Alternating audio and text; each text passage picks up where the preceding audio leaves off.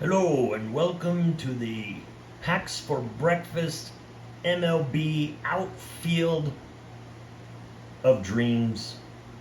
I'm gonna say it. That's the Outfield of Dreams, right there in front of you. We're working very hard to get endorsed, and we're close to getting an endorsement from the MLB Hall of Fame janitorial staff. We want to be a credible source of all your baseball information, and we think this brings us one step closer. Of course, they keep asking us to sweep up, but that's still a negotiation. I refuse unless they give me a good dustpan. I'm not taking the one where you got to bend down on the floor and sweep it in there. It's like no. I want one of those little ones that kind of flip up. Oh yeah, that's the dream right there. So, this is the Packs for Breakfast outfield and designated hitter. We had to figure out where I was going to put the designated hitter, so I decided to put him in with the outfield. I think it was a good choice. It gave me 4 and 4. Yesterday we did the infield. Previous day we did the battery, which is the pitchers and the catcher. Today we talk about the magic of the outfield of dreams. That's who this is right here in front of you.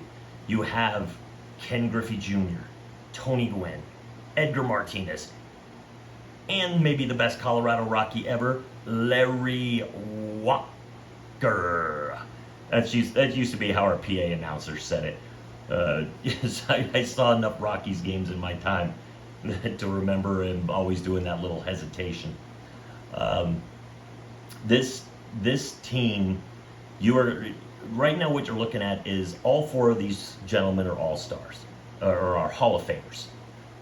Larry Walker, I think, is the most recent to go in, but Edgar Martinez, Tony Gwynn, and of course, I mean, if you can't just easily identify the greatness of this outfield and designated hitter spot, we had very few good outfielders in these packs that we opened on Sunday.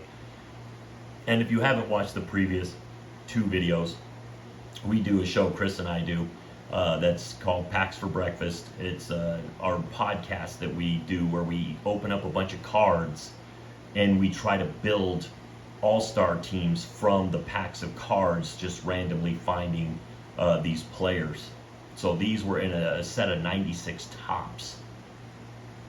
So we'll start with Edgar Martinez, because I have a feeling a lot of people are kind of go, Edgar Martinez, you couldn't find a better designated hitter in there somewhere. It's like, well, hold on there, Candyland. Have I got some sweets for you?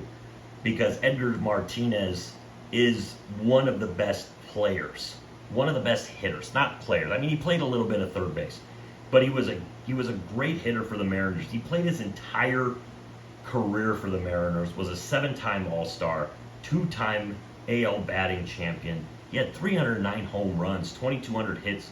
He batted .312 for his career. .312. Look at the guys now that can barely hit .290, and and it's like you get maybe 1 or 2 guys that can bat over .300 in a season. But Edgar Martinez did it for his career. He was an amazing hitter. His 1995 season, which the 1995 cards would have been based off of, he led the league in doubles with 52. He led the league with a .356 batting average, had 29 home runs and 113 RBIs. To me, this was for us a no-brainer to be our DH, because he's gonna hit. He's probably where I put this guy with a lineup like this, I'd probably put him second. I don't know, I'd probably want Gwynn as my leadoff guy, with Martinez second. You're probably going to put either Griffey as your cleanup. You got Bagwell that might be your third hitter. Walker maybe ends up fifth. But right now you're looking at 4 of the top 5 spots in your batting rotation if you're going to set up one with our all-star team that we had. And that's not even including the fact that we still got Pudge Rodriguez out there. But we know where Ozzie Smith's batting. He's batting 9th. He's batting at the end of we want him to hit as few times as possible. Um, Roberto Alomar would probably be the 8th hitter. That would leave 7th for, I think 7th would have been Wade Boggs, which was almost a crime. Wade Boggs almost has to be your 2nd hitter, or he could lead off maybe. But you have Gwynn and Boggs in the same team. That's pretty good. But so Edgar Martinez, just an amazing hitter. Then we'll switch over here to Tony Gwynn. Tony Gwynn, there's no doubt in anybody's mind that he was one of the best hitters of all time. In his 95 season, here's the fun part about his 95 season. He only played 135 games. In 135 games, he had 197 hits. That's amazing for 135 games to have 197 hits. He batted .368 that year. He only had 8 home runs and 90 RBIs. And the one thing is, when you look at Tony Gwynn, you look at him, he's kind of a husky guy, right? He's a little chunky, he's a little thick. And you think to yourself, well, he's probably not going to be that great of an outfielder. He's probably not going to have that much speed on the base pads. Here's the thing, he was a 5-time Gold Glove winner. So that tells you he was a very good outfielder. And in his career, he actually stole 319 bases. Look at that husky monster. He stole 319 bases. I mean, I don't know, maybe every time they made the pitcher throw with his off, or the catcher throw with his offhand, but I'm going to say that was never a thing. So Tony Gwynn has he has an amazing season. Now we'll go to Larry. Larry might be my favorite Rocky of all time. I mean, I can't. Dante Bichette is up there. Andres Galarraga is up there. But Larry Walker was just, when we got him, it felt like the Rockies were really trying to win a World Series when they went and got him from the Expos. And in that season, his first season, in 95 would have been his first season with us, he had 36 home runs, 101 RBIs, and he had a .306 batting average. He actually missed 31 games, had 151 hits in 131 games. Here's the fun part. So he played 4 games fewer than Tony Gwynn, but Tony Gwynn had 46 more hits.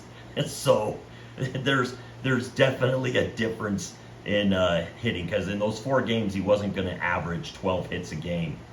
But Tony Gwynn was amazing. But Larry Walker was still just one of my all-time favorite Rockies. I'm glad he got into the Hall. He deserved to be in the Hall.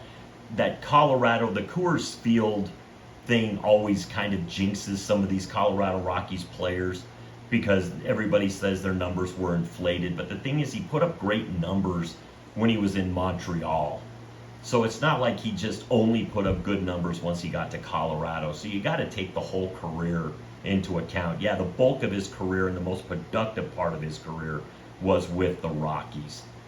Now, we're going to move over to one of the greatest players to ever play the game. That is Ken Griffey Jr. To me, the sweetest swing of anybody I've ever seen. That swing was poetry. It was absolute bliss.